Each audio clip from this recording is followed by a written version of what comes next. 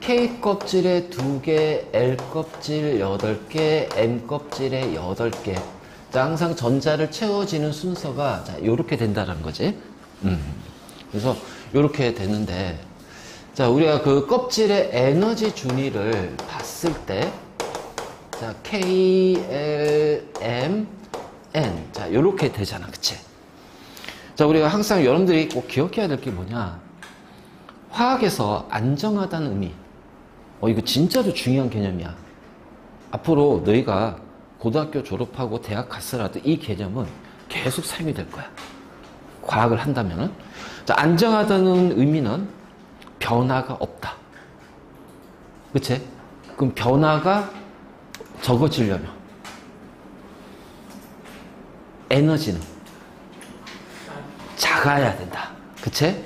에너지는 작아야 되고 인력은 커져야 되고 반발력은 그치 작아져야 돼. 항상 요 개념 까먹지 마. 우리가 뭔가 어떤 이제 개념을 이해를 할 때 이것을 바탕으로 이해하는 것들이 굉장히 많아. 알지? 그러니까 우리가 전자를 채우더라도 에너지가 높은 상태로 채워지면 그거는 어떻게 돼? 전자 배치에서는 요건 약간의 불안정할 거란 말이야. 그래서 뭔가 안정한 전자 배치, 에너지가 낮은 순서는 무조건 K 껍질부터 먼저 채우고 그 다음에 L 껍질, 그러니까 K 껍질 2개 다 채우고 L 껍질 8개 다 채우고 M 껍질 8개 다 채우고 나서 그 다음에 N 껍질로 들어가는 거야. 그러니까 예를 들어서 원자번호 7번의 질소가 있는데 K 껍질 2개, L 껍질 5개가 아니라 4개, 예를 들어서 M 껍질 하나라면 여기 있는 전자들이 가지는 에너지가 이것보다 더 낮은 것이 존재하니 안 하니? 잠깐만. 예. 예. 너 이거. 자, 이것보다 에너지가 더 작은 전자 배치가 존재하니 안 하니? 하겠지? 자, 어떻게? K 껍질 중에 L 껍질. 그렇지. 자, 이렇게 이제 표현할 거야. 그러면 얘가 에너지가 가장 낮은 상태지. 그래서 에너지가 가장 작은 상태란 말이야. 그러면 이때 요 전자 배치를 우리는 어떤 전자 배치라고 부를까? 얘를 바닥 상태의 전자 배치라고 한다. 그러니까 영어로 따지면은 그라운드 스테이트. 바닥 상태 전자 배치라고 그래. 그러면 요 첫 번째 요게는 자, L 껍질에 전자가 8개가 들어가는데 4개 들어가고 L 껍질보다 에너지가 더 큰 전자 하나가 더 들어왔잖아. M 껍질에. 그치? 그러니까 얘는 에너지가 바닥 상태보다 높은 상태가 된단 말이야. 그럼 에너지가 높은 상태를 우리는 뭐라 하냐면은 들뜬 상태의 전자라고 얘기해. 그치? 그렇다면, 자, 에너지가 가장 작은 상태에서, 자, 만약 이 질소의 전자 배치가 이렇게 바뀌었어. 그럼 에너지가 작다가 에너지가 커졌잖아. 그럼 이것은 뭐야? 에너지를 흡수해야 되는 거야? 방출하는 경우야? 에너지를 흡수하는 경우야? 방출하는 경우야? 그냥 상식적으로 생각해봐. 에너지가 많아지니까 에너지를 흡수하잖아. 그치? 그럼 에너지를 흡수하게 되면 바닥 상태에서 들뜬 상태로 간다는 거지. 그러면 얘는 에너지가 많아지니까 안정해, 불안정해? 불안정해. 그러니까 불안정하니까 얘는 다시 에너지가 가장 낮은 상태, 작은 상태로 가야 되겠지. 그러면 이때 여기에서 이런 식으로 에너지를 흡수했으니까 다시 얘는 흡수한 에너지를 내뱉어야 돼. 그래서 이때 에너지를 방출한다는 거야. 알지? 근데 방출될 때 뭘로 방출하는 줄 알아? 빛으로 방출해. 너희 그 중간고사 때 선 스펙트럼 배웠지? 왜 원소마다 에너지를 가하면 그 원소에서 선 스펙트럼이 나오냐라는 거야. 그 원소 안에 있는 전자들이 자, 바닥 상태로 전자 배치가 돼 있다가 그 에너지를 가하게 되면 전자들이 에너지 흡수해서 이렇게 들뜬 상태가 된단 말이야. 그럼 그 들뜬 상태의 전자들은 불안정하니까 어떻게 돼? 다시 바닥 상태로 가기 위해서 이 전자들이 흡수한 에너지를 빛으로 방출하는 거야. 근데 그 방출된 빛을 분광기에 딱 통과시키니까 어떻게 돼? 그 방출된 빛이 선 스펙트럼 딱딱딱 찍혀버리는 거지. 무슨 얘기인지 알겠지? 바로 이제 이런 것들. 그 다음에 우리 그 1학기 때도 중간고사 때 배웠지? 일부 금속이나 금속 양이온은 고유한 불꽃 반응색을 갖는다. 그치? 그러니까 만약 이것이 이제 금속이라고 한다면 금속에서 전자가 에너지를 흡수해서 들떴단 말이야. 들뜬 상태가 됐어. 그 얘는 다시 바닥 상태로 돌아갈 때 흡수한 에너지, 불꽃의 에너지를 방출할 거야. 근데 뭘로 방출해? 빛으로 방출돼. 근데 그 빛이 가시광선이면 어떻게 될까? 우리가 볼 수 있잖아, 색깔로. 그게 바로 불꽃 반응색인 거야. 그래서 나트륨 금속에 있는 전자는 노란색의 가시광선에 해당하는 빛을 방출하는 거고, 칼륨 금속에 있는 전자는 보라색의 가시광선의 빛에 해당하는 에너지를 방출하는 거야. 바로 이런 식으로. 그래서 금속의 고유한 불꽃 반응색도 이 원리로 나오는 거야. 알겠니? 바로 이제 이런 식으로. 그래서 바닥 상태, 들뜬 상태. 자, 이렇게 이제 표현합니다. 자, 그럼 내가 이제 하나 물어볼게요. 자, 얘는 체외각 전자 몇 개니? 한 개. 얘는 체외각 전자 몇 개니? 5개. 그래서 체외각 전자는 이것이 바닥 상태인지 들뜬 상태인지 상관없어. 지금 현재의 전자 배치에서 마지막 껍질에 있는 것을 체외각 전자라고 해. 알겠지? 그래서 체외각 전자는 위에 거는 1개고 얘는 5개예요. 그런데 자, 얘는 원자가 전자 몇 개예요? 원자가 전자 몇 개예요? 얘는 원자가 전자 몇 개예요? 7개. 아니죠. 원자가 전자가 뭐라고 그랬어? 반응에 관여하는, 참여하는 전자야. 5개요. 그래서 얘는 체외각 전자가 반응에 참여하니까 5개야. 그럼 얘는 원자가 전자 몇 개야? 1개. 1개? 그러면 똑같은 질소인데 반응에 참여하는 전자가 얘는 5개고 1개면은 반응이 서로 다르잖아. 같은 질소면 반응이 똑같은 반응 해야 될 거 아니야. 그치? 그래서 얘도 원자가 전자는 몇 개다? 5개가 된다. 그래서 원자가 전자 수를 얘기할 때는 바로 자, 바닥 상태 기준으로 얘기할 거야. 바닥 상태. 자, 체외각 전자는 바닥이든 들뜨면 상관없어. 현재 들어있는 전자 수로 이제 얘기를 할 거고. 알지? 바로 이제 이런 식으로 자, 이제 우리가 표현할 겁니다. 자, 됐니?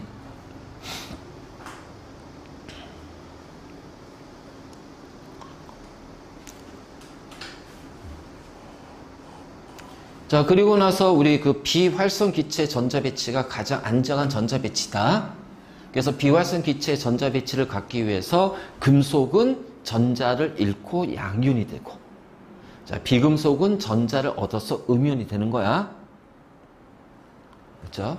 자, 그렇다면 이제 우리가 원자 번호 1번부터 20번까지 지난 시간에 전자 배치 다 했잖아. 그치? 자, 봐봐.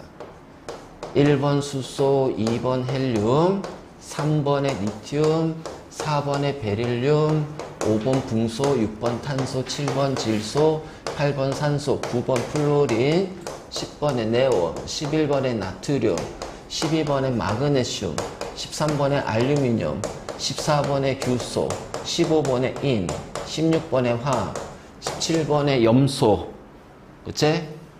자, 18번에 아르곤, 19번에 칼륨, 20번에 칼슘. 자, 이런 식으로 우리가 이제 1번부터 20번까지 한번 쭉 무슨 순서대로 나열했니? 원자 번호 순서대로 나열했어. 그치? 자, 지금부터 이제 어떤 규칙성을 한번 찾아볼게. 수소하고 헬륨은 우리 그 전자 배치 보면은 전자들은 K 껍질에 들어가 있다. 그치? K 껍질에 들어가 있어. 자, 3번의 리튬부터 쭉 10번의 네온까지는 KL이라는 2개의 전자 껍질에 전자들이 채워져 있어요. 맞니?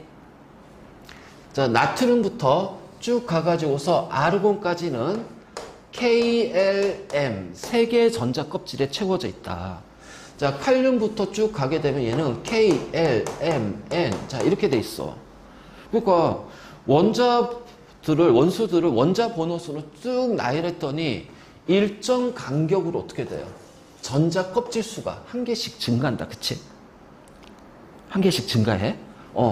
자, 다음에 원자 번호 2번의 헬륨, 비활성 기체. 자, 원자 번호 10번의 네온, 비활성 기체. 자, 그 다음에 18번의 아르곤, 비활성 기체. 그치? 그럼 봐봐. 2번 헬륨부터 시작해볼까요? 하나, 둘, 셋, 넷, 다섯, 여섯, 일곱, 여덟, 아홉 번째에 비활성 기체가 온다. 그치? 자, 다음 네온부터 다시 한번 가볼까? 하나, 둘, 셋, 넷, 다섯, 여섯, 일곱, 여덟, 아홉 번째에 비활성 기체가 온다. 그러니까 일정 간격으로 반응성이 같거나 비슷한 원소가 반복이 된단 말이야. 자, 다시 3번의 리튬, 11번의 나트륨, 19번의 칼륨을 알칼리 금속이라고 얘기해. 그래서 얘네들은 일가 플러스 양이온이 되고, 일가 플러스 양이온이 되고, 자, 고유한 불꽃 반응색을 가지고 있어. 자, 그러면 리튬부터 다시 한번 보자. 하나, 둘, 셋, 넷, 다섯, 여섯, 일곱, 여덟, 아홉 번째에 알칼리 금속이 나타나. 나트륨부터 하나, 둘, 셋, 넷, 다섯, 여섯, 일곱, 여덟, 아홉 번째에 칼륨이 나타난단 말이야. 그러니까 일정 간격으로 전자 껍질 수가 막 증가하네. 자, 일정 간격으로 반응성이 같은 원소들이 반복해서 나타나네. 우리는 이러한 성질들을 묶어서 뭐라고 부를까?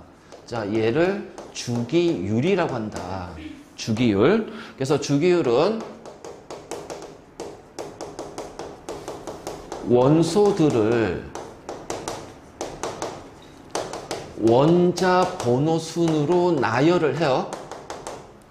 자, 원자 번호 순으로 나열할 때, 자, 주기적으로 반복되는 성질이 있다.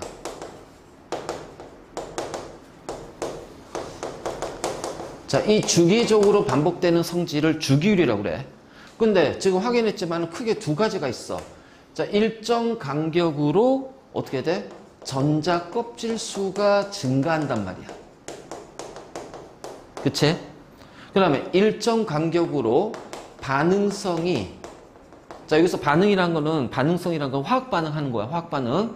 그러니까 화학 반응이 어떻게 일어나는지, 그 반응성이 같거나 비슷한 원소가 반복해서 나타나는 거야. 알지? 그래서 반응성이 같거나 비슷한 원소가 반복해서 나타나는데, 자, 이 전자 껍질 수가 일정 간격으로 증가하잖아요. 자, 이것을 우리는 주기라는 개념으로 설명할 거예요. 자, 반응성이 같거나 비슷한 원소가 반복되잖아요. 자, 우리는 얘를 조기라는 개념으로 설명할 거예요. 그래서 주기는 뭐냐면 같은 수의 전자 껍질을 갖는 원소들을 배열할 거예요.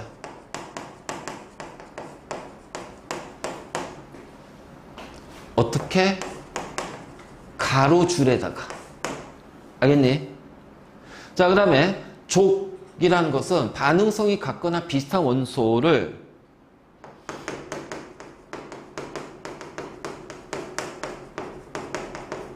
자, 같거나 비슷한 원소를 배열할 거예요. 어떻게? 세로줄로. 자, 요렇게 하는 것을 우리가 주기라고 하고, 이렇게 배열하는 걸 주기라고 하고, 자, 요렇게 배열하는 것을 뭐라고 한다? 족이라고 한다. 알겠니? 족. 그래서 이런 식으로 가로줄, 세로줄, 표의 형태로 만들어. 자, 이것을 뭐라고 하냐면은, 이렇게 해서 표의 형태로 만들잖아? 자, 이것을 그래. 주기율표라고 그래, 주기율표. 자, 여러분들이 주기율표를 완벽하게 이해하고, 요게 나오는 여러 가지 성질들의 경향성을 이해를 한다면, 앞으로 너희가 화학이란 것을 배울 때 굉장히 쉽게 화학을 이해를 하고 갈 수가 있어. 알겠지? 그러니까 우리가 화학이라는 과목 자체에 대해서 뭔가 조금 더 완벽하게 이해를 하기 위해서 지금 이걸 하고 있는 거야, 이거. 이제. 자, 그러면 요 조건에 맞춰서 주기율표를 한번 작성해 보자. 맞지? 자, 주기율표를 작성할 때 지금 현재 원소가 총 몇 개가 있을까? 118개. 118개 원소야. 그러니까 원자 번호가 1번부터 118번까지 있다는 얘기고, 그러면 양성자 수는 한 개부터 몇 개까지 있어? 118개가 있다는 얘기예요. 전자도 118개가 있는 거예요. 그래서 이것들을 우리가 전부 다 외울 수 없잖아. 그치? 그렇기 때문에 고등학교까지에서도 우리가 이제 보통 많이 외우는 게 1번부터 20번까지야. 1번부터 20번까지만 이제 우리가 주기율표를 외우는데, 근데 이제 지금 이제 우리가 주기율표를 작성할 때는 다 쓸 수 없으니까 1번부터 30번까지, 1번부터 30번까지만 자, 먼저 표시해 볼게요. 자.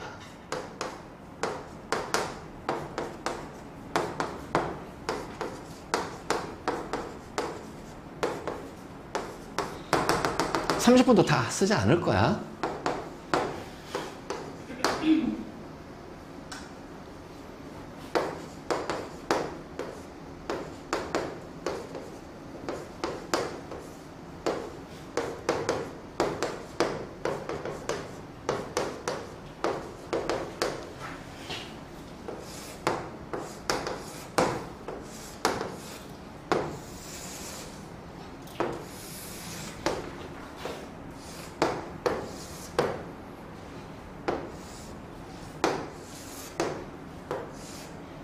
쭈아, 아짜, 으짜, 으짜, 으짜, 으짜.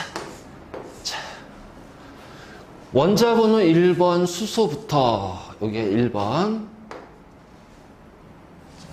2번, 3, 4, 5, 6, 7, 8, 9, 10, 자, 11, 12, 13, 14, 15, 16, 17, 18, 여기 19번, 20번, 스칸디움이 21번이고 아이언이 30번이에요.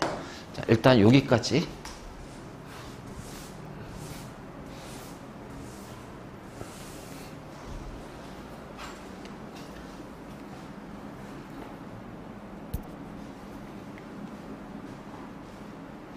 수해, 리베, 붕탄, 질산, 플레, 라마, 알, 규, 인황, 염화, 칼칼.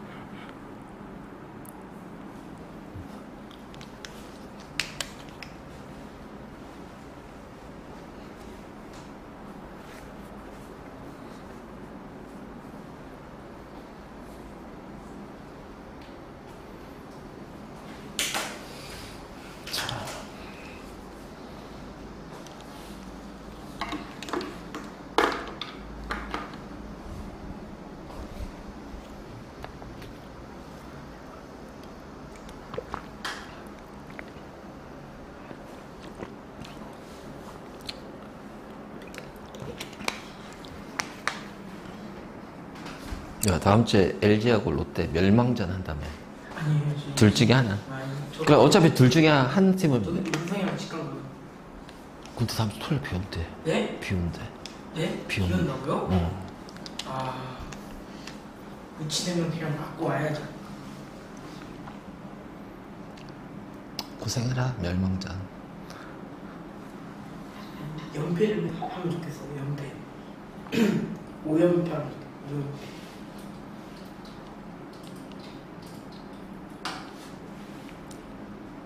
오늘도 비 온다고 하지 않았나?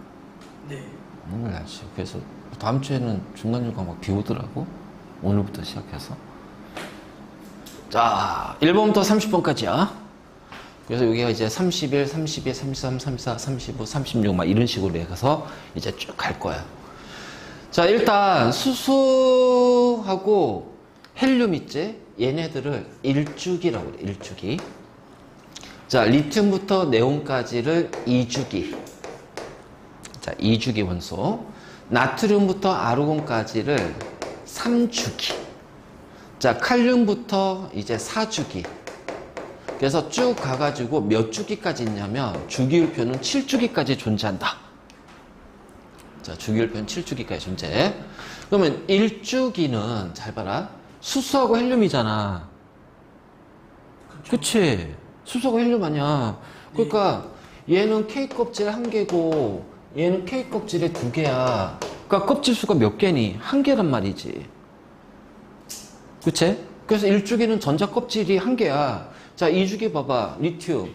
K 껍질에 2개, L 껍질에 1개. 베릴륨, K 껍질 2개, L 껍질 2개. 그럼 얘는 L 껍질 3개, 4개, 5, 6, 7. 그래서 네온이 K 껍질 2개, L 껍질 8개예요. 그래서 2주기는 전자 껍질 수가 몇 개예요? 2개란 얘기예요. 그러면 나트륨 3주기는 K 껍질 2개, L 8개, M 껍질 하나입니다. 그럼 쭉 해서 마그네슘 M 껍질 2개, 알루미늄 M 껍질 3개, 4개, 5, 6, 7, 8개. 그래서 K 껍질 2개, L 껍질 8개, M 껍질 8개예요.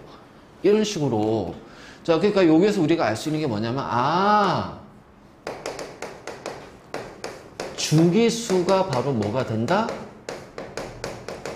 전자 껍질 수가 된다. 그래서 1주기 원소는 전자 껍질이 1개야. 2주기 원소는 전자 껍질이 2개야. 3주기 원소는 전자 껍질이 3개야. 자, 이런 식으로. 그리고 4주기 원소는 전자 껍질 4개 되겠지. 그래서 껍질이 5, 6, 그래서 몇 개까지 있다? 바닥 상태에서는 7개까지 존재한다. 그러니까 K, L, M, N, O, P, Q 껍질까지 있는 거야. 바닥 상태는. Q 껍질까지. 알지? 자, 그래서 이런 식으로 해서, 주기수가 전자 껍질 수가 되는구나. 자, 다음. 2주기의 원소는 2개예요. 맞니? 수소하고 헬륨 2개밖에 없잖아. 원소 수가. 자, 1주기. 그다음 2주기는 리튬부터 네온까지 8개야. 3주기는 나트륨부터 아르곤까지 8개입니다. 그래서 1, 2, 3주기에 들어있는 원소 수는 2개, 8개지만 4주기 여기 다 채우면 18개. 그래서 2개, 8개, 8개, 18개, 18개, 32개 이런 식으로 4주기부터는 그 주기의 원소 수가 많아. 그래서 1, 2, 3주기는 원소 수가 적기 때문에 뭐라고 하냐면은 단주기라고 한다. 자, 4주기부터 7주기까지는 원소 수가 많기 때문에 장주기라고 한다. 그래서 다음은 장주기율표 그림이다. 그러면 뭐야? 전체 주기율표 그림을 얘기하는 거고. 자, 다음은 단주기율표 그림이다. 그러면 원자번호 1번부터 18번 또는 요 20번까지만 표시한 주기율표를 나타내는 거야. 알지? 그래서 바로 이제 이런 식으로 표현할 수가 있지. 그래서 가로줄은 주기를 얘기하고 같은 주기의 원소는 껍질이 똑같고 주기수가 바로 전자 껍질수가 되는 거야. 알지? 자, 다음. 자, 우리 세로줄 봅시다. 세로줄. 세로줄은 반응성이 같거나 비슷한 원소들을 나타낸다고 그랬죠.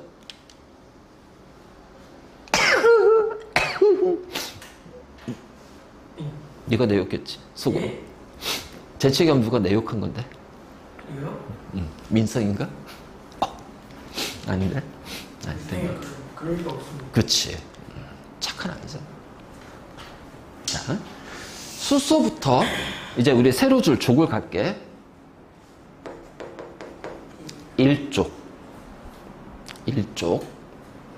자, 베릴륨, 마그네슘, 칼슘을 2족. 자, 여기는 잠깐 건너뛸게요. 자, 붕소, 알루미늄 요렇게 하면 여기를 13족. 왜냐면 우리가 알아둬야 될 것은 요거기 때문에. 자, 그 다음 탄소부터 시작해서 쭉 내려가면 14족. 질소부터 15족. 자, 산소, 황, 여기서부터는 16족. 자, 플로린, 염소, 얘네들을 17족. 그 다음에 헬륨, 네온, 아르곤, 비활성 기체를 18족. 또는 0족이라고도 얘기를 해. 0족 기체. 왜냐면 원자과 전자수가 0이니까. 알지? 자, 그러면 수소, 리튬, 나트륨, 칼륨. 자, 원자과 전자, 체외각 전자 몇 개니? 1개. 그치? 자, 베릴륨, 마그네슘, 칼슘, 체외각 전자, 원자과 전자 2개. 자, 붕소, 알루미늄, 체외각 전자, 원자과 전자 3개. 탄소, 규소, 14족, 체외각 전자 4개. 원자과 전자 4개. 질소인 15족, 체외각 전자, 원자과 전자 5개. 산소황, 체외각 전자, 원자과 전자 6개. 산, 그치? 플로린, 염소, 체외각 전자, 원자가 전자 7개. 자, 헬륨, 네온, 아르곤은 체외각 전자, 헬륨 빼고는 8개죠. 근데 원자가 전자는 몇 개예요? 0개예요. 왜? 반응성이 없잖아. 그러니까 반응에 참여하는 전자수가 0개가 된단 말이야. 자, 그럼 딱 보니까, 아이고, 뭐야, 이거? 1족인데 1개, 2족 2개, 13족인데 3개, 14족인데 4개, 15족인데 5개. 그러니까 족의 1단위 수가 바로 뭐가 돼? 체외각 전자수가 된다.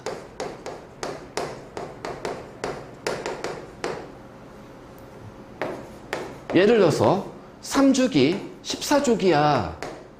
그럼 3주기면 껍질이 몇 개? 전자 껍질이 몇 개야? 3주기. 3개지. 그러니까 K 껍질, L 껍질, M 껍질이 될 거란 말이야. 자, 14족이니까 체외각 전자 몇 개니? 4개. 4개. 그 안쪽은 2, 8 이렇게 하면 되잖아. 그치? 이런 식으로 외우는 게 아니라 규칙성 가지고 찾는 거야. 그러니까 기본적으로 1번부터 20번까지 외워놓고 주기하고 족은 알아두고 나머지는 이제 우리가 이거 가지고 규칙성으로 이제 다 풀어낼 거란 말이야. 자, 바로 이제 이런 식이 되는 거지. 그래서 요렇게 해서 이렇게 되고 그러면 원자과 전자, 체외각 전자 한 개잖아. 그러면 왜 같은 족은 반응성이 같거나 비슷할까? 바로 원자과 전자수가 같기 때문에, 즉 반응에 참여하는 전자수가 같기 때문에. 그래서 같은 족의 원소는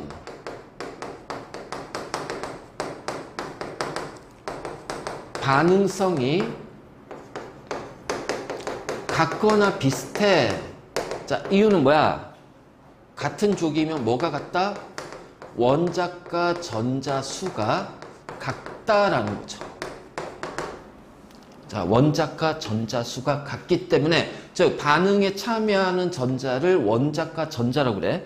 반응에 참여하는, 관여하는 전자수가 같으니까 반응, 화학 반응하는 것도 같거나 거의 비슷하게 간다는 얘기야. 알지? 바로 이제 이런 식으로 우리가 이제 표현할 수가 있어. 그래서 우리가 이제 주기하고 족을 얘기했는데, 자, 여기서 이제 항상 우리가 이제 그 나중에 너희가 이제 뭐 고등학교 물리, 화학, 생명과학, 지구과학 이렇게 해서 이제 2학년 때 나눠서 이제 할 거야. 나눠서 배울 거야. 이제 고2 때.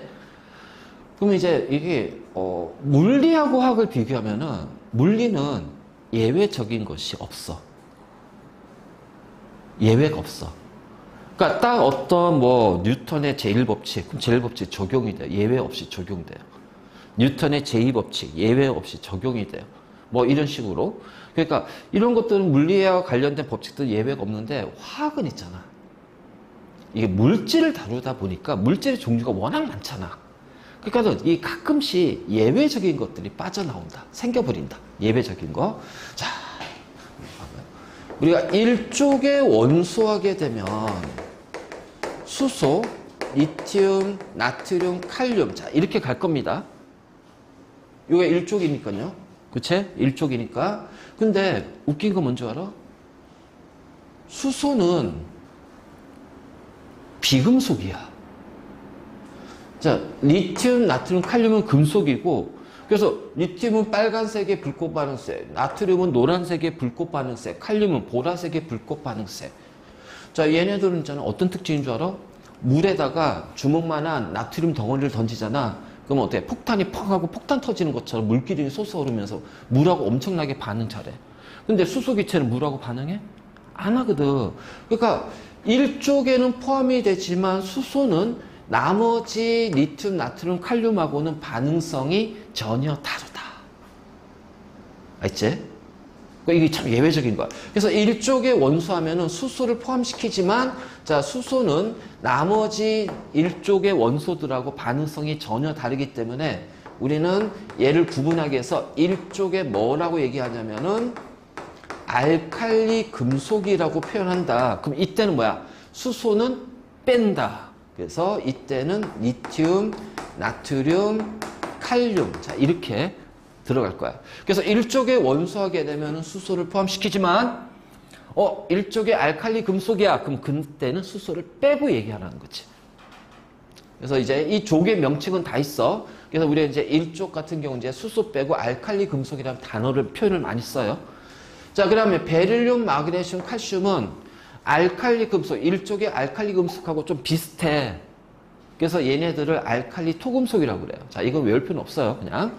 자, 그 다음에 13족은 붕소부터 시작하지. 그래서 13족의 원소들을 붕소족이라고 그래. 자, 14족은 탄소부터 시작해. 그래서 14족의 원소들을 탄소족. 그래서 탄소족 원소면 14족을 얘기하는 거야. 그러면 15족은 뭐부터 시작하지? 질소지? 질소족. 그 16족은 산소니까 산소족이 되는 거야.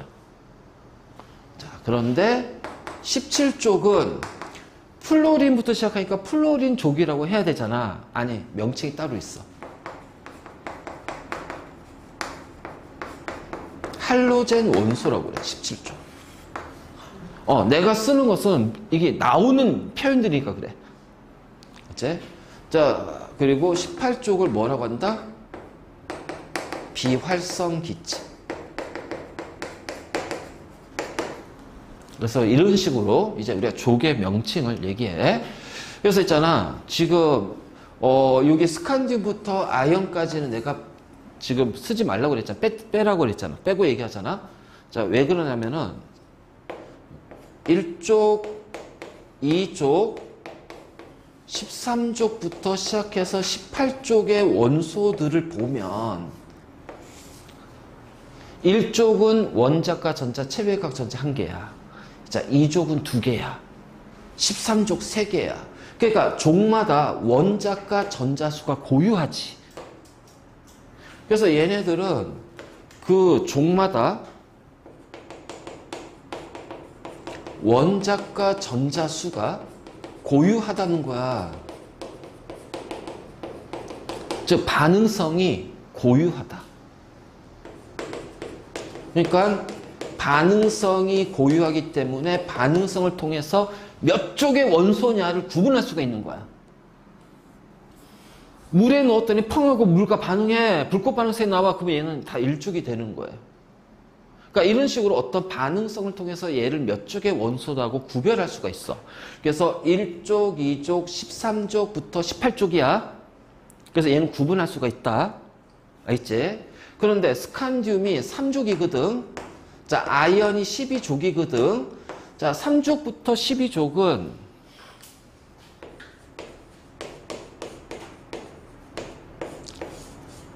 이게 되게 웃겨. 얘네들은 원자과 전자수가 있잖아. 1개 아니면 2개예요. 그러니까 3족의 원소는 2개, 4족도 2개, 막 이런 식으로. 그 중간에 이제 1개짜리가 막 중간에 하나 들어가고, 여기 크로뮴이 하나고, 요 이제 29번 11족 구리가 있거든. 구리가 1개고, 나머지는 다 2개야. 그러니까 1개 아니면 2개란 말이야. 그러니까 어떻게 돼? 얘네들은 반응성이 비슷해. 그러니까 구분할 수 있니 없니? 없다는 거야. 그래서 얘네들 우리가 별도로 뽑아서 얘기한다. 알겠지? 그래서 1족, 2족, 13부터 18족.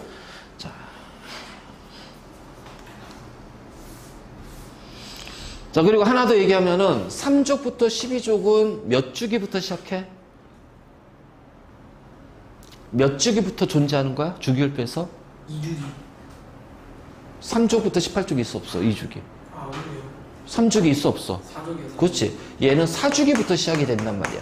그러니까 3족부터 12족은 껍질이 4개부터 존재하는 거야. 그러니까 껍질이 1개, 2개, 3개에는 3족부터 12족이 있니 없니? 없거든. 자, 그래서 문제가 이렇게 나와. 자, 어떤 원소인데 K 껍질에 전자가 2개가 있대요.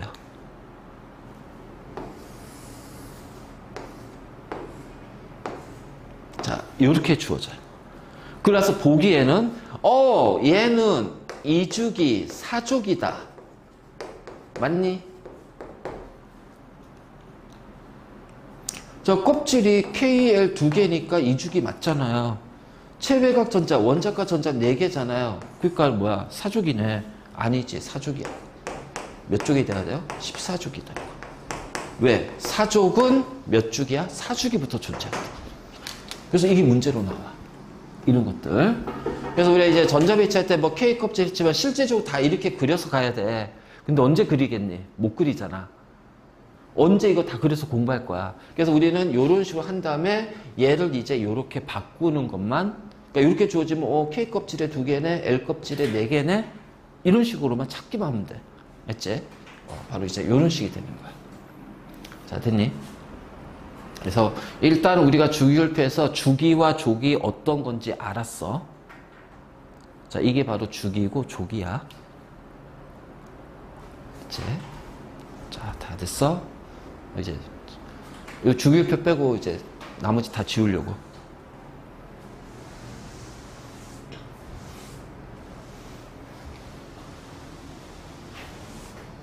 자, 얘도 지우자.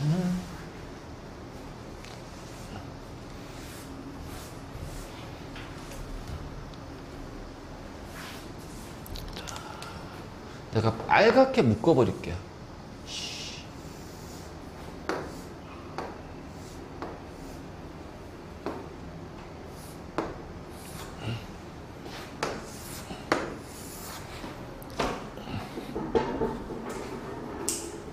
금속입니다.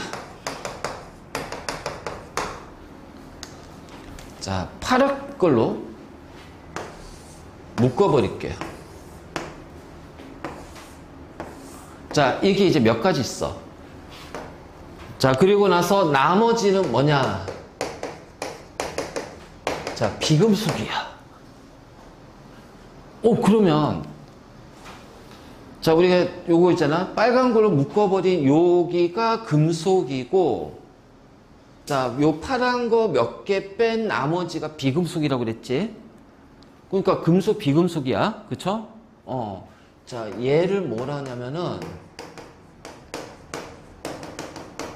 중금속이라고 그래. 중금속.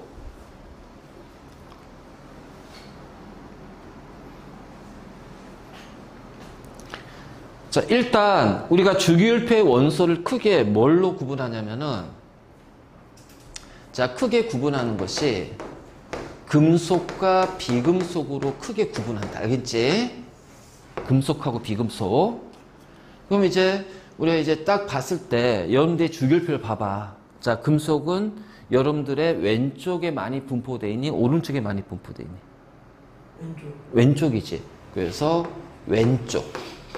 그리고 가운데. 여기 가운데. 맞지? 그러니까 이게 지금 좁혀놨지만 실제 이게 쭉 늘어나. 그래서 늘어나기 때문에 전체 이제 왼쪽 가운데. 그럼 비금속은 오른쪽이잖아. 우측. 그치? 오른쪽. 근데 여기는 하나 조심해야겠죠? 수소는 제외한다. 자, 수소는 왼쪽이지만 뭐야? 비금속이거든.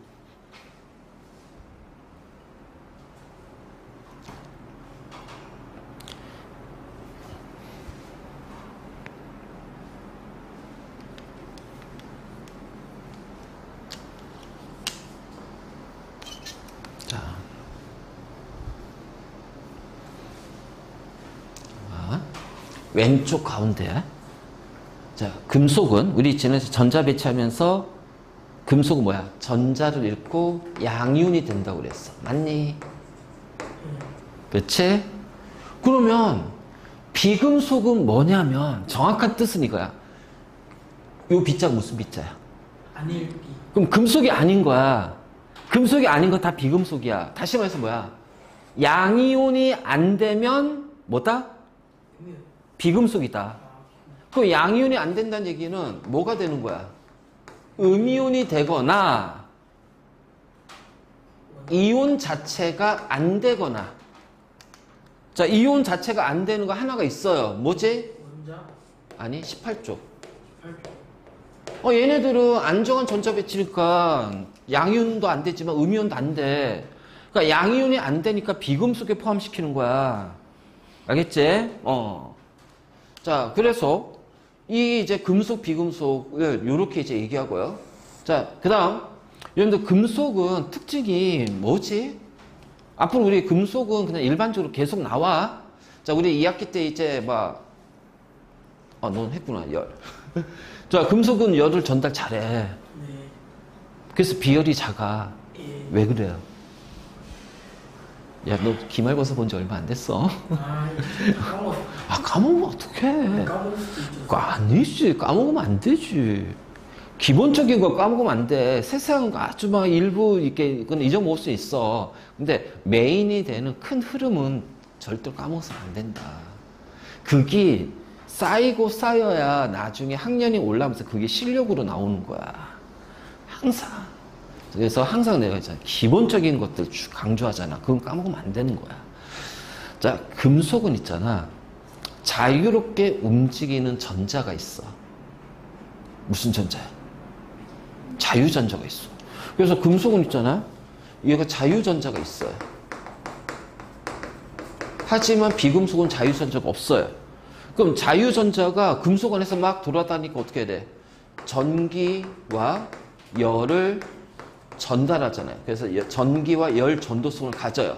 근데 비금속은 없다는 거야, 자유전자가. 그러니까 열과 전기 전도성이 있어, 없어? 없어. 그러니까 가장 대표적으로 자 이렇게 우리가 구분할 수가 있어. 그래서 이렇게 하는데 물론 이제 예외가 있지. 예외. 자, 탄소가 있는데 자, 탄소가 여기잖아. 비금속이잖아. 그래서 탄소로 이루어진 것 중에서 흑연이 있어. 흑연. 저 건전지에 탄소 막대 있지. 그게 바로 흑연이야. 흑연 막대. 그래서 흑연은 전기 전도성을 가져. 자, 이 흑연 가지고서 흑연을 얇게 쭉 펼치잖아. 요즘 이제 뉴스에 많이 나오는 것 중에 하나고. 자, 그럼 요즘 고등학교 학생들이 이제 그 생기부에서 그 세특이라고 해서 너희도 세특하지? 교과 세특. 그래서 이제 그 화학 쪽이라 이쪽에 세특으로 많이 하는 주제 중에 하나가 흑연을 얇게 펼치면 뭐가 만들어지는 줄 알아? 그래핀.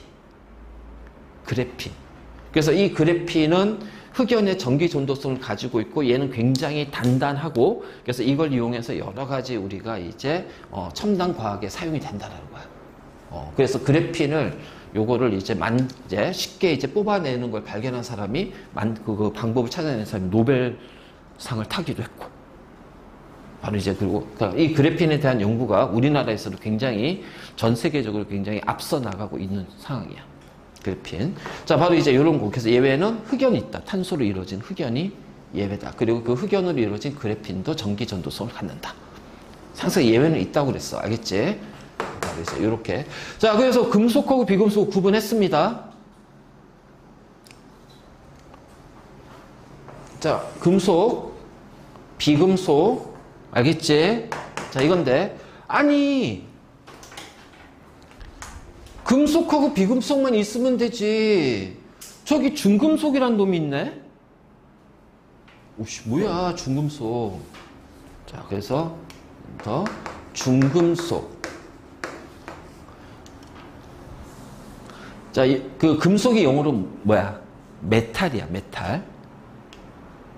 알지? 그래서 영어로 요 안일 비자 할 때 NON을 쓴다. 그래서 논 베탈. 자, 그러면 준은 어디에 준한다 할 때 그때 우리가 많이 사용하잖아. 어디에 준한다. 그러면은 정확하게 얘는 아닌데 얘도 된다라는 거야. 될 수도 있다. 그러니까 영어로는 이게 세미 메탈인데 자, 중금속 세미 메탈인데 자, 비금속이었다가 금속으로 바뀔 수가 있어요.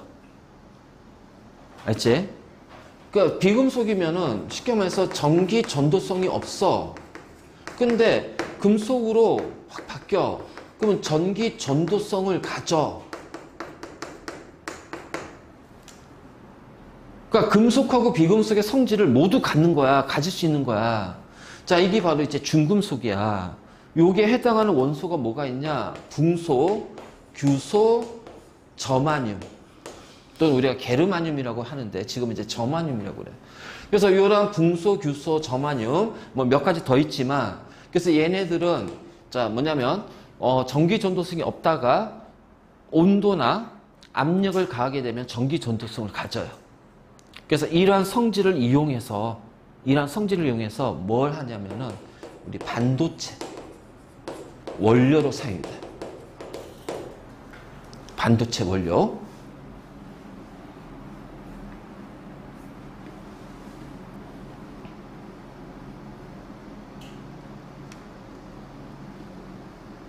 자, 됐니? 그래서 이런 식으로 해서 우리가 이제 주기율표를 정리했고, 자, 주기족에 대해서 확인했고, 그 다음에 자, 금속과 비금속을 구분해봤고, 그리고 중금속이라는 게 뭔지도 알아봤어. 그래서 금속이 잘 봐라. 양이온이 되잖아. 자, 비금속이 음이온이 되잖아. 그러면은 금속하고 비금속이 만났어.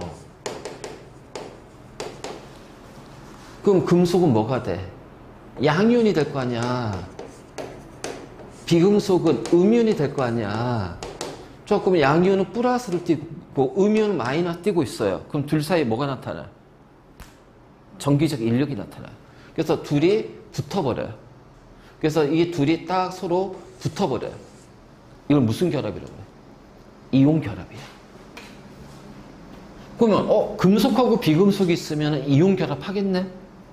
양이온과 음이온으로 이루어져 있겠네? 그치? 그러니까 우리가 이가 금속, 비금속을 왜 구분을 해야 되냐면, 우리가 이제 화학결합에는 이온 세 가지가 있다. 이온결합, 공유결합, 금속결합. 간단해. 이온결합은 금속, 비금속이 만나면 이온결합. 왜냐면 금속이 전자를 주니까 비금속 그 전자 받을 거 아니야. 그치? 근데 공유결합은 비금속끼리 있으면 공유결합이야. 왜? 얘네들 전자를 받아야지 주는 의미 없잖아. 그러니까는 전자를 공유한단 말이야. 그 다음에 금속만 있으면 우린 그것은 금속결합이라고 그래. 금속만 있으면. 그러니까 이렇게 금속, 비금속을 구분할 수 있으면은 얘는 무슨 결합을 하는지 그 화학결합의 형태를 우리가 쉽게 찾을 수 있다. 외우는 게 아니란 말이에요. 그럼 그냥 바로 가보자. 자, 무슨 결합이야? 이거 앙금생성 흰색 앙금이잖아. 무슨 결합 물질이야? 금속이잖아. 금속 결합. 그래서 얘는 금속, 얘는 염소는 비금속. 그러니까 우리가 이제 이렇게 한 다음에 금속은 우리가 일반적으로 알고, 자, 금속이 아니야. 금속이지. 순, 은, 백금, 니켈, 코발트, 카드뮴, 망가니즈, 망간이라고 하는 것들. 그렇잖아. 아이언, 구리, 그치? 이런 것도 있잖아. 그냥 우리가 흔히 알고 있는 철, 이런 것들 다 금속이잖아. 그치? 그러니까 은이잖아. 금속, 염소, 여기니까 비금속이네. 그럼 금속, 비금속이면 얘는 무슨 결합? 이온 결합. 자, HCl이에요. 무슨 결합이에요? 수소, 금속, 비금속. 김속. 염소. 비금속, 비금속이야. 그럼 무슨 결합? 공유 결합. 이렇게 되는 거야.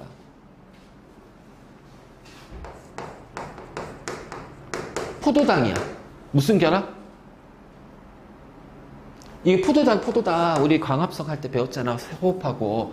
공유 결합 왜? 탄소, 수소, 산소 모두 다 비금속이거든.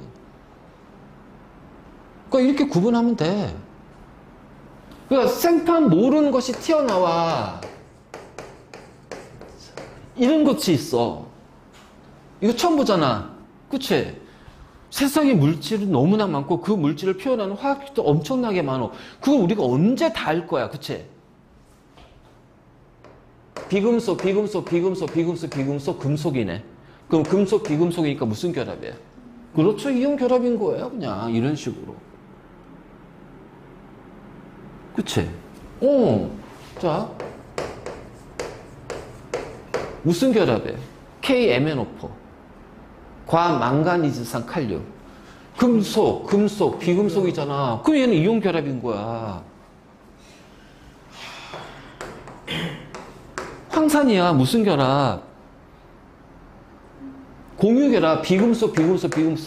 황, 산소, 수소. 다 비금속이잖아. 그치? 이거 처음 보지? 자, 무슨 결합?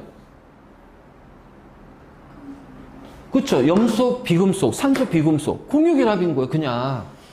고민하지 마. 고민할 거 없어. 그냥 그대로 가면 돼요. 무슨 결합? 공유 결합. 그렇지. 공유 결합인 거야. 그러니까 너희가 공부할 때 모든 걸 외우려고 하니까 어려운 거야.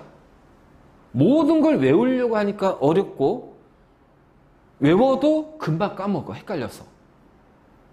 필요한 기본적인 걸 외우고 나머지는 그걸 가지고서 규칙성으로 찾아가는데 이걸 자꾸 연습을 하면 나머지는 자연스럽게 알아서 그냥 외워진다. 나도 모르게 다 외우고 있다. 그냥 외우는 거야. 자, 무슨 결합?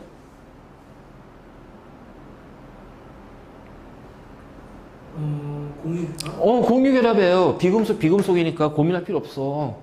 알지? 자, 무슨 결합이에요? 이온결합? 그렇죠. 금속이 있으니까.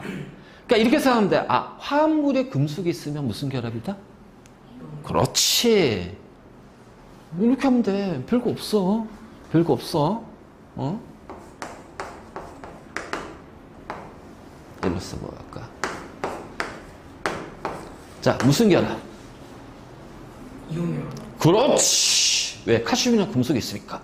이온 결합이 되는 거야. 그럼 이제 그 다음에 뭘 보냐? 얘네들은 전부 다 전자가 2개, 10개, 18개 돼야 되니까 하나씩 일죠. 1가 플러스가 되죠. 자, 얘네들은 전자가 2개, 10개, 18개 되려면 전자 2개를 보니까 2가 플러스가 되죠. 아, 그래서 1쪽은 1가 플러스, 2쪽은 2가 플러스, 얘는 3가 플러스, 얘는 1가 마이너스, 2가 마이너스, 3가 마이너스, 이거, 그치? 이 규칙성 찾았어. 그 얘는 2가 플러스잖아. 그 얘는 어떻게 돼? 뭔지 모르겠지만 얘는 1가 마이너스가 2개 있는 거야. 그 이렇게 찾아주면 돼. 그러니까 이걸 외우는 게 아니라는 거야. 규칙성으로 공부를 하고 이해를 하고 그걸 연습을 하다 보면 자연스럽게 이제 찾아지게 돼. 그러니까 이거는 꼭 외워야겠지. 주기율표는. 1번부터 20번까지 전자배치 할 수 있어야 돼. 그러니까 이러한 그 베이직한 그것을, 기본적인 것을 확실하게 잡아놓으면 나머지 찾는 거기 때문에 되게 쉬워져. 그럼 왜? 이런 것들을 해야 이제 우리가 3학년 1학기 때 이제 화학 반응이 나오고 화학 반응식 완성하는 거, 우리 완성하는 거 연습했잖아. 그치? 첫 시간에. 그런 것들이 이제 쉽게 이해되는 거야. 지금 우리가 주기율표를 했잖아. 이 주기율표가 지금의 현재 주기율표가 나오게 되게끔 이제 어떤 과정을 통해서 지금의 주기율표가 나왔을까? 주기율의 발견. 자, 근데 이제 4명의 과학자 이름이 나올 거야. 4명의 과학자. 응?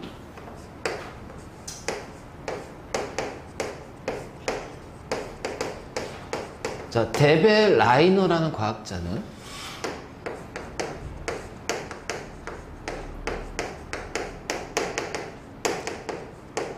세상 원소설을 주장했어. 이건 어떤 거냐면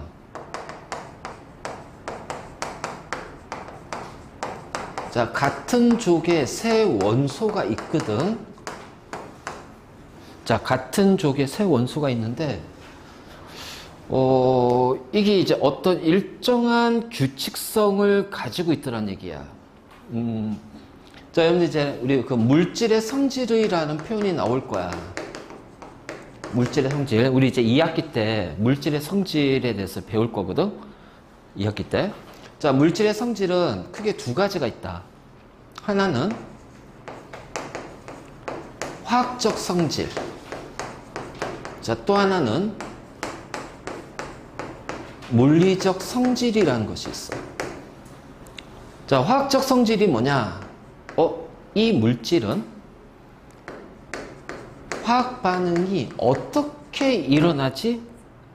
그래서 반응성. 그래서 나트륨의 화학적 성질은 어떻게 됩니까? 아, 나트륨은 화학 반응이 어떻게 일어나? 이렇게 물어보는 것 같은 거야. 그래서 화학적 성질은 반응성이고, 자, 물리적 성질을 다르게 표현하면은 얘를 우리는 물리량이라고 그래요. 물리량. 알지? 물리량. 그럼 물리량이 뭔데? 물어보자. 물리량. 항상 기본 단어 용어의 정의를 정확하게 이해를 알고 있는 것이 굉장히 중요해. 항상. 자, 모든 과목의 공부는 기본적으로 기본 단어, 용어의 뜻을 정확히 파악하고 있어야지 우리가 개념을 쉽게 이해할 수가 있어. 알지? 자, 물리량이 뭘까? 그러게요. 응? 안 배워서 모르겠어요. 어떤 게 물리량일까?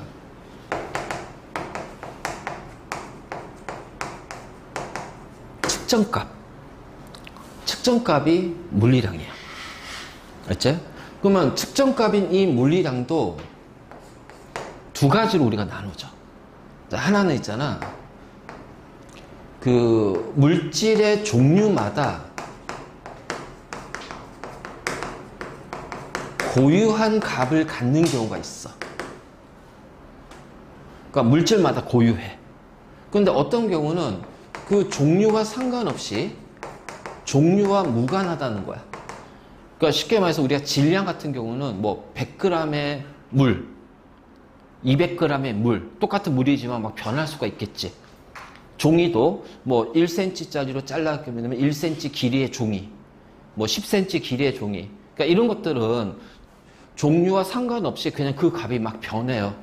근데 종류마다 고유한 값이 있단 말이야. 어떤 걸까? 물에 끓는 점은 몇 도? 100도. 그 물에 끓는 점은 100도씨로 다 고유하잖아. 그치?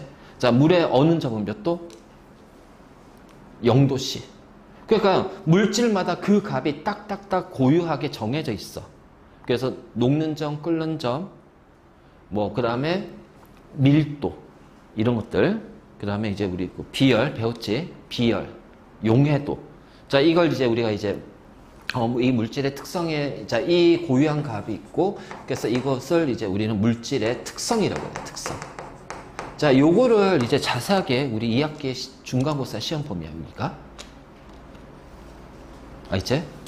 그래서 요거를 이제 배울 건데, 자, 그러면 세상 원소수 뭐냐? 같은 족의 세 원소가 있다면, 이 세 원소에서 물리량의 규칙성이 나온다는 얘기예요.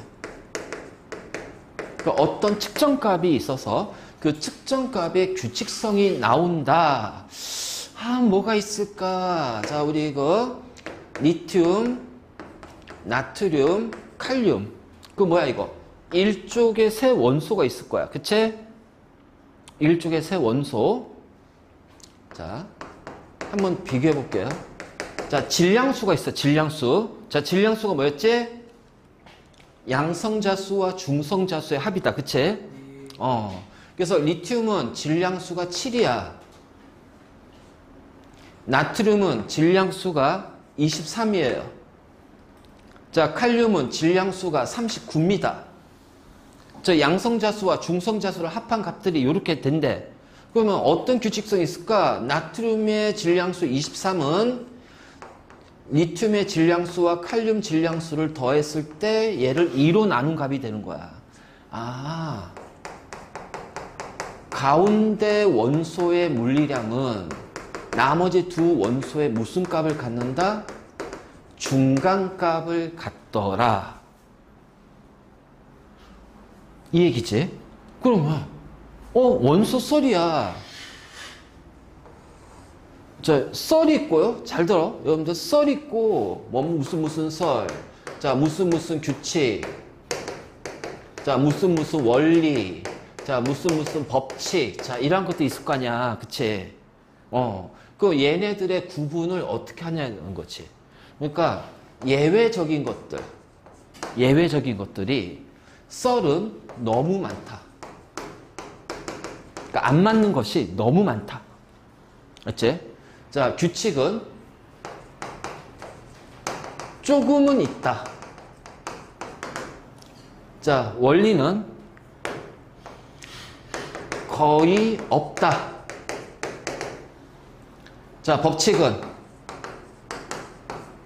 아예 없다. 무슨 얘기 알겠지? 그래서 무슨 썰. 이거는 맞는 것도 있지만 안 맞는 게 더 많아. 자, 무슨 규칙. 그래서 그 18쪽의 전자배치가 안정하다. 그걸 우리가 옥텟 규칙이라고 그래. 옥텟 규칙. 근데 이것도 나중에 이제 화학결합에서 설명하겠지만은 옥텟 규칙을 모두 다 만족하는 건 아니야. 그래서 그 옥텟 규칙에 어긋나는 것들이 몇 가지가 있어.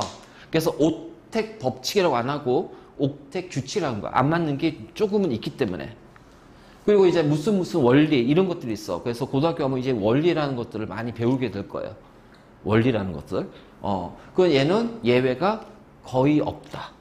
그러니까 거의 비슷해. 원리나 법칙은 거의 비슷한데, 그러니까 가끔 어쩌다가 한 개씩은 안 맞는 게 있을 수는 있어. 무슨 원리에서는. 근데 법칙은 보일의 법칙, 샤들의 법칙, 그치? 이런 것들은 안 맞는 게 없다. 아예 없다. 자, 그러면 세상 원소설입니다. 안 맞는 게 너무 많죠. 맞는 것도 있지만 안 맞는 게 더 많기 때문에, 자, 그래서 썰이라고 얘기를 하는 거야. 알겠지? 자, 그래도 어떤 주기적인 성질, 규칙성을 얘기했기 때문에 우리가 얘기할 거야. 그 다음에 두 번째. 자, 뉴렌즈라는 과학자가 있다. 자, 이 사람은 옥타브 설이야. 그러니까 이것도 규칙성이 있지만은 안 맞는다는 거지. 안 맞는다는 거지.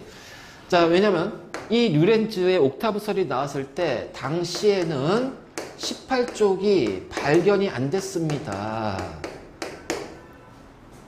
18쪽이 발견이 안 됐어요. 그러니까 18쪽까지 포함시키면은 같은 족의 원소가 9번째마다 반복이 되거든? 근데 18쪽을 빼면은 어떤 경향성이 나오냐. 같은 족의 원소가 8번째마다 반복이 된다는 얘기야. 8번째마다. 원래는 9번째야. 18쪽 집어넣어주면. 단 주기율표에서는. 그 8번째네. 8번째마다 같은 게 반복되네. 자, 도, 레, 미, 파, 솔, 라, 시, 도. 야, 여기에 코인 노래방 있냐? 별로 못 본 것 같아, 난. 코인 노래방.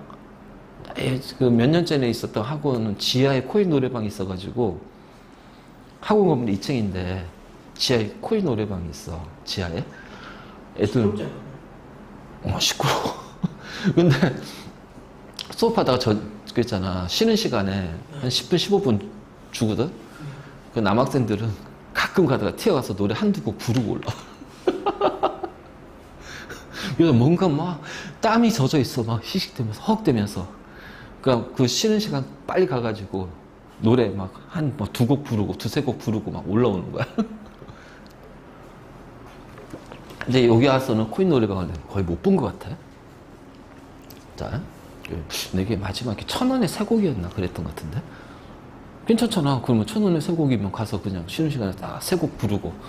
그치? 자, 봐봐. 도에서 돕니다. 하나, 둘, 셋, 넷, 다섯, 여섯, 일곱, 8번째죠.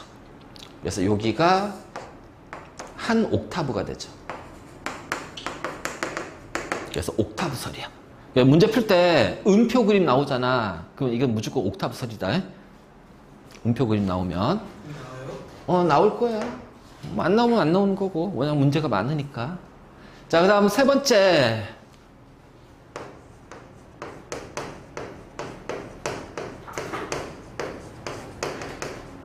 자, 멘델레프라는 러시아 과학자가 있다. 멘델레프. 자, 19세기 말. 이제 과학자인데, 멘델레프는 그 당시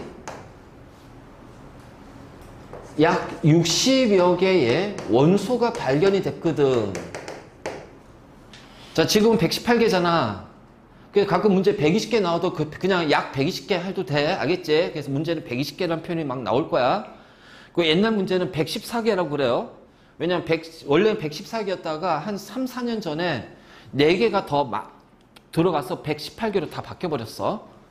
자, 60개 원소. 그럼 미발견된 원소가 대략 한 60개 정도. 그치? 58개 정도. 거의 한 반 정도는 발견이 안 됐단 말이야. 얘네들을 원자 번호가 아니라 원자량 순서로, 자, 최초의 주기율표를 작성한 사람이야.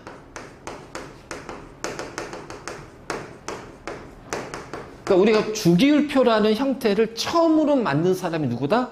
멘델레프. 근데 이때는 원자 번호가 아니라 원자량 순서대로. 자, 이렇게 해서. 그러면 118개 원소 중에 60개밖에 없으니까 표를 만들다 보면 어떻게 돼? 미발견된 원소의 자리가 있겠지. 그치? 예. 미발견된 원소 자리가 있을 거야. 그럼 이 원소 자리를 표에서는 그냥 비워뒀어요. 빈칸으로. 자, 빈칸으로 비워뒀어.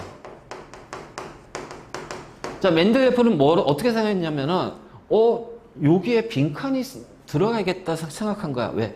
여기에 무언가 있어. 근데 지금 발견이 안 됐을 뿐이야. 라고 생각한 거야. 자, 그것만 해도 대단한 거잖아. 그치? 근데, 여러 가지 성질을 예측을 해요. 그러니까 빈칸에다 여기 이제 어떤 원소가 올 거야. 근데 이 원소의 성질은 어떻게 될 거다라고 예측을 해. 그랬더니 그 예측한 성질이 현재 발견된 원소랑 비교했더니 90% 이상이 맞았다는 얘기예요. 대단하죠? 그래서 우리는 멘델레프를 얘기하는 거야. 멘델레프를. 참 대단한 사람이야. 자, 멘델레프가 없었다면, 멘델레프가 이거 하지 않았다면 우리가 배우는 과학은 조금 더 쉬워졌을 거야. 그치? 자, 다음 네 번째. 모즐리.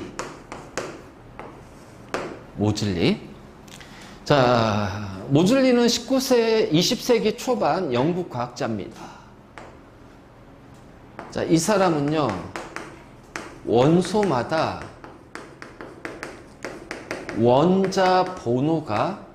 원소마다 양성자수가 고유하다는 사실을 찾아내요.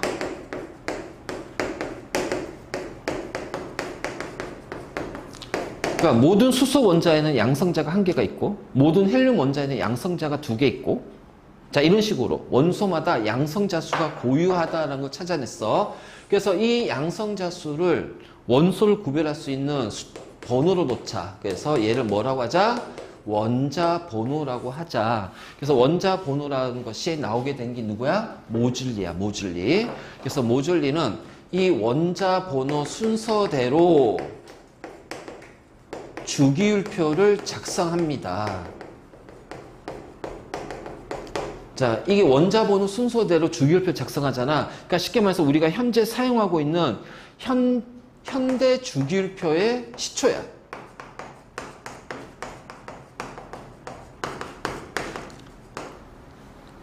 그러니까 최초의 그러니까 최초의 주기율표는 멘델레프. 현대 주기율표의 처음 시작은 누구? 모즐리. 자, 이런 식으로. 자, 이런 식으로. 알겠네?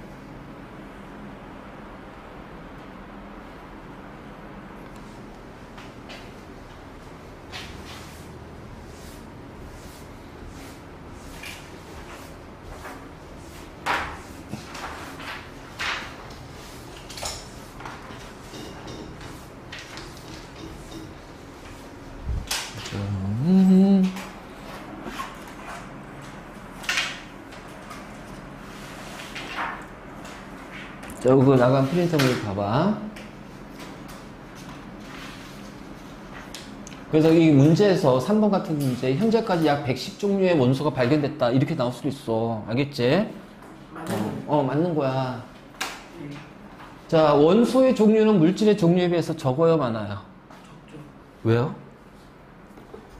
자, 우리가 수소하고 산소, 자, 수소하고 산소가 있어. 자, 요 수소로 만들 수 있는 원소는 물질은 H2야. 산소로 만들 수 있는 건 O2하고 O3가 있어요. 자, 이 두 개 합해서 뭘 만들 수 있어? 물도 만들 수 있어. 자, H2O2로 나와. 그럼 봐봐. 하나, 둘, 셋, 넷, 다섯, 6개의 물질 있지? 그럼 이 6개의 물질에 관여된 원소는 몇 개니? 2개. 자, 탄소, 수소 2개 원소가 있어. 얘 가지고 만들 수 있는 물질은?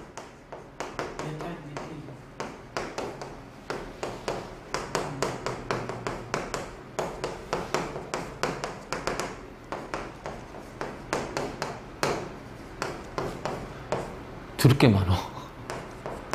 자, 물질이 많아, 원소가 많아? 물질은 그래. 그래서 옳지 않은 건 2번이지. 그래요? 원소의 종류, 맞지. 그래, 2번 맞지. 어씨. 야! 자, 원소는 다른 원소로 분해가 된다, 안 된다? 안 된다. 우리 이거 내시 됐던 거 아니야? 네? 내시 됐잖아. 네네네. 왜 이거 새삼스럽게? 자, 물질을 구성하는 가장 기본적인 성분입니다. 네. 자, 종류가 서로 다른 원소들이 화학결합을 통해서 물질을 구성할 수가 있다. 종류가 서로 다른 원소들의 화학결합을 통해서만. 그러면 수소하고 수소가 H2가 되는 거는 뭔데? 산소하고 산소가 반응해서 O2가 되고요. 산소하고 산소 이렇게 해서 O3, 오존이 만들어지는 거 뭔데? 같은 원소끼리는 물질을 못 만들어? 아니. 그러니까 5번이 틀렸죠. 자, 이해되니? 네.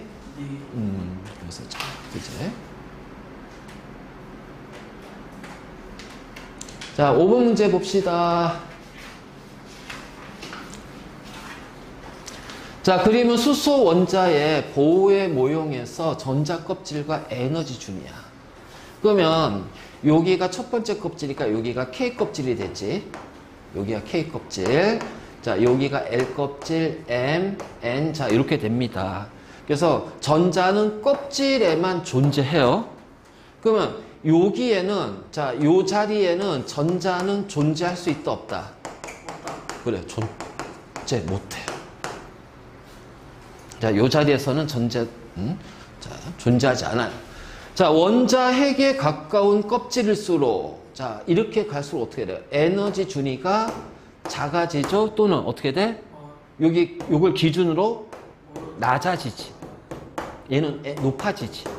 그래서, 자, 에너지가 낮다. 자, 안정한 상태의 수소. 자, 수소는 K 껍질의 전자 한 개입니다. 이것이 뭐야? 바닥 상태가 되지? 그러면 어디에 있어야 돼요? A에 있어야 돼요? B에 있어야 돼요? B에 있어요. 그렇죠. B에 에너지를 갖습니다. 자, 수소 원자에서 전자는 A와 B 사이에 전자가 없죠. 존재할 수 없지. 그럼 요 사이에 에너지를 가질 수 있어? 없어? 그래요. 없다. 자, 이렇게 되는 거야. 네. 별거 없지? 자, 그래서 이것도 같은 거니까 넘어가고. 자, 이것도 지금 같은 거니까.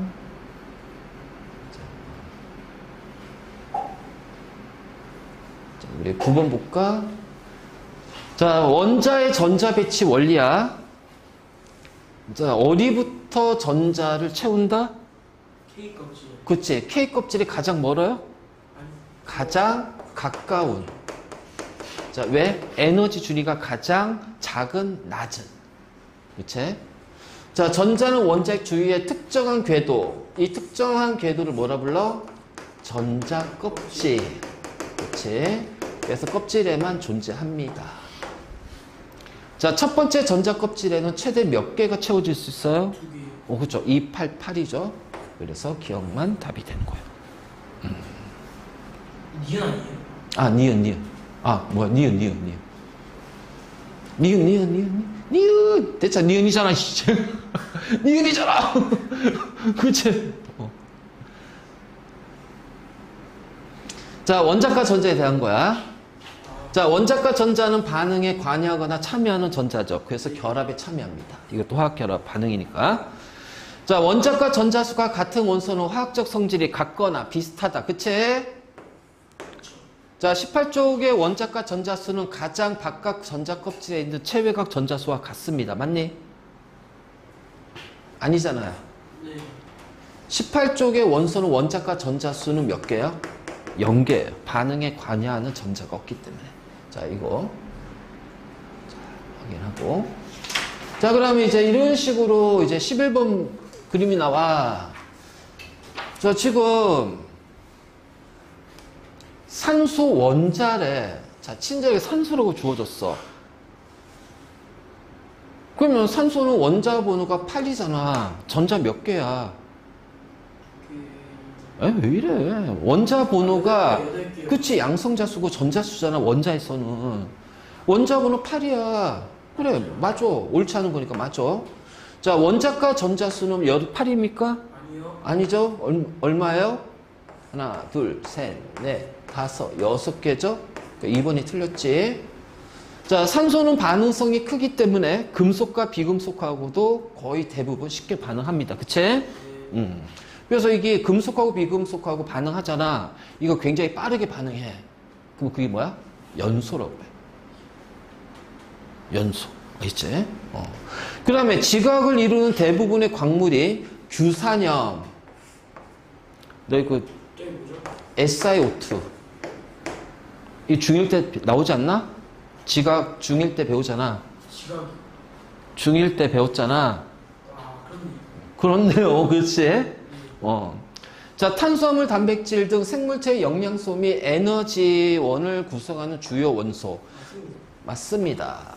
얘는 CHO예요. 단백질만 N이 들어가죠.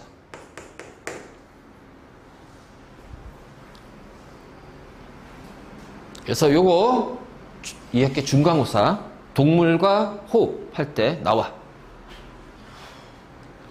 이때 배우는 거야. 그러니까 기본적으로 이 보기들을 우리가 중학교 때 배운 것들을 기본 바탕으로 막 나온단 말이야. 있지?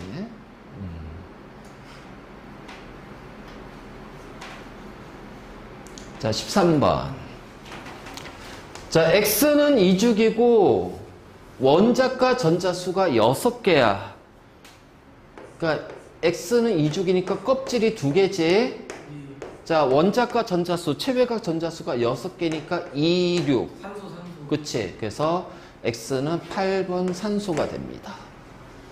자, Y는 일족이고 전자가 들어있는 껍질 수가 4개야. 그럼 뭐야? 4개니까 뭐야? 4죽이네. 자, 4죽이 일족이야. 수소, 리튬, 나트륨, 칼륨, 1주기, 2주기, 3주기, 4주기, 칼륨이네. 19번에 칼륨. 그 원자 번호를 합하면 얼마니? 27.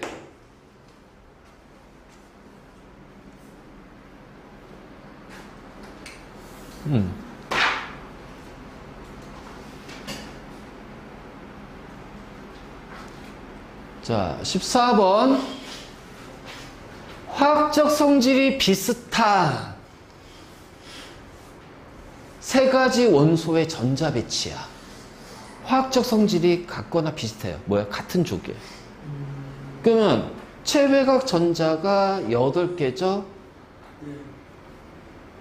10개네. 10번에 네온이니까 얘는 18번에 아르곤이 되고 2번에 헬륨이 됩니다. 그래서 X가 2가 되고요. Y가 8이 돼야 돼요. 맞니? 네. 자, 그러면 8은 2 곱하기 4. 그래서 Y는 4X. 그치? 응. 자, A, B, C는 원자과 전자수 모두 몇 개예요? 28. 원자과 전자수가 A와 A, B, C 모두 다 원자과 전자수는 몇 개냐고. 0개. 그치? 그래서 원자과 전자수는 서로 같다. 몇 개로? 0개로. 자, 얘네들은 금속입니까? 비금속입니까? 기름. 비금속이에요. 양이온이 안 되니까. A, B, C 모두 다 비금속이 되지.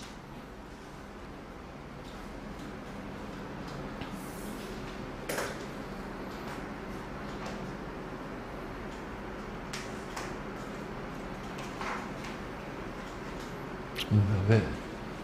아, 이거 옛날 내 닉네임이네. 린짱. 옛날. 나. 선생님이요? 여기 오기 전에는 린짱이었어. 이름이 린짱이셨어요? 아니, 닉네임! 저거 거의 20년 넘게 쓴 닉네임이야. 네, 못하겠어요. 아니? 우리 그 첫째 태명이 린짱이었어. 태명이. 우리 첫째 이름이 요거였거든. 그래서 린짱이라고, 태명이.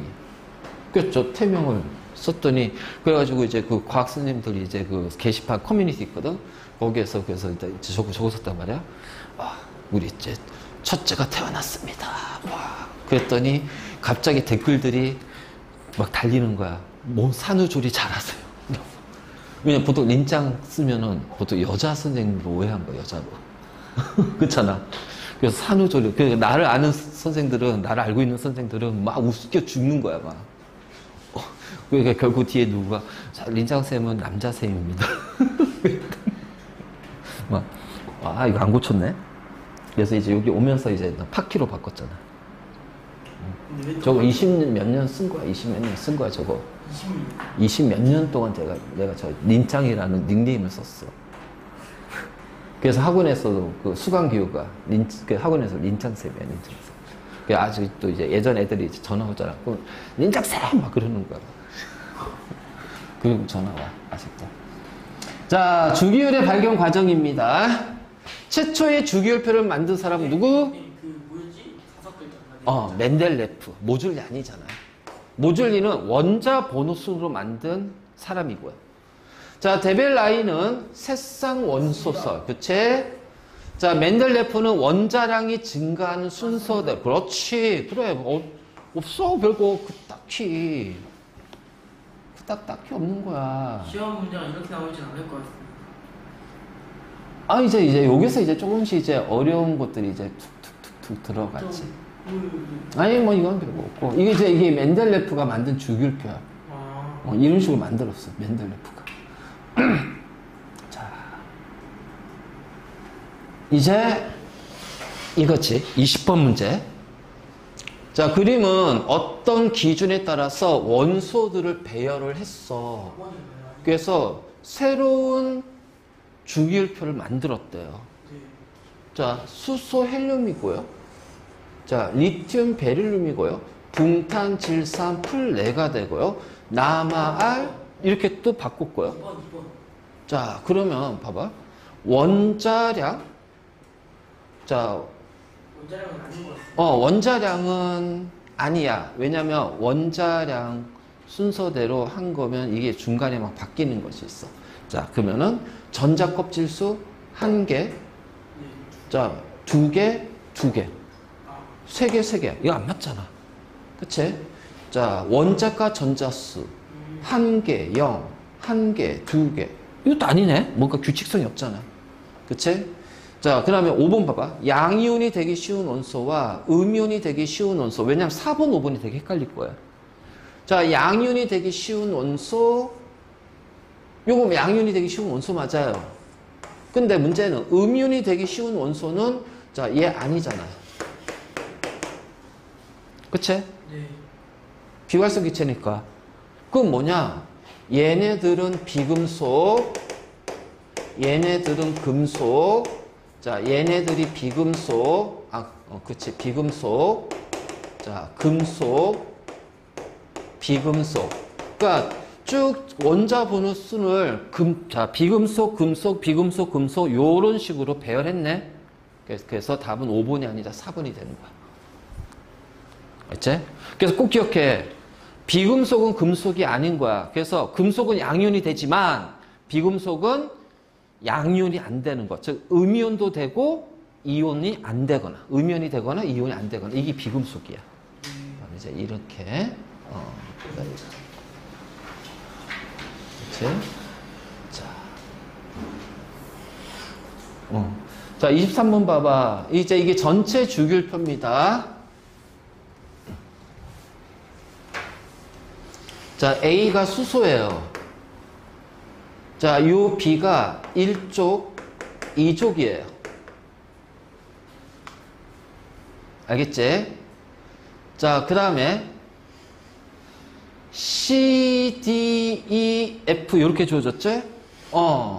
그래서 C는 3족부터 알지? 자, 3족부터 시작해서 자, 12족에 해당이 되고 이게 11족이고요. 자, 여기까지가 여기가 이제 12족이 돼요. 그 다음에 여기가 이제 뭐냐면은 자, 13족부터 시작되는데 자, 요렇게 묶어놨잖아. 그치? 그럼 여기가 중금속이 조금 포함이 돼 있는 부분이고 자, 요 이는 비금속. 그러니까 이제 비금속이 되고 그 다음에 여기는 18쪽이에요. 자, 그러면 금속은 BCD, BCD, 그치? 네.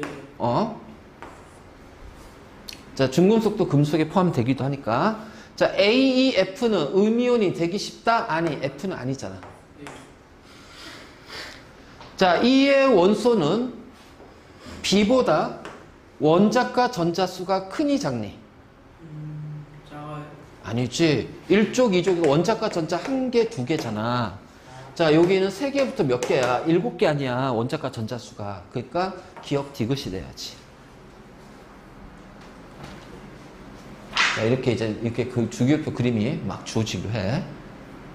자, 그러니까 이것도 나오지. 그럼 이제 요 같은 경우는 우리가 조금 더 이제 심플하게 할 수 있어. 자,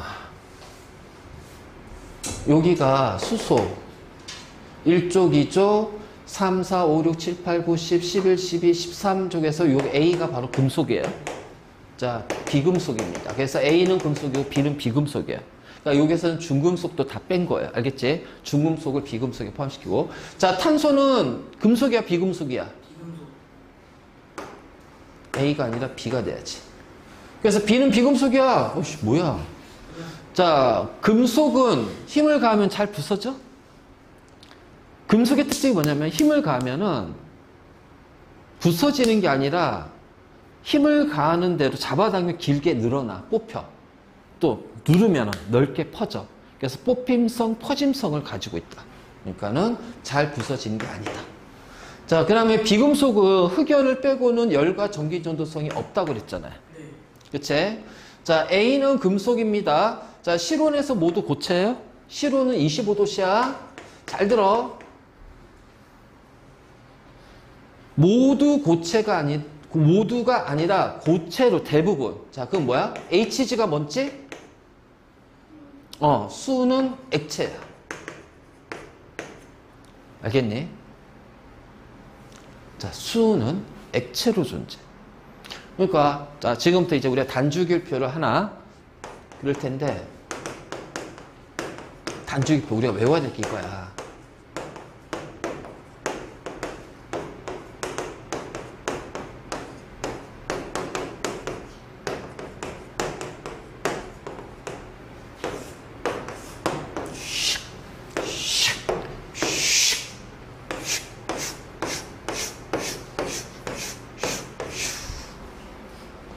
자, 호돈소 상태는 H2, F2, O2, N2, Cl2, P4, S8. 자, 이렇게 하는데, 자, 지금부터 내가 둥글뱅이를 칠 거예요.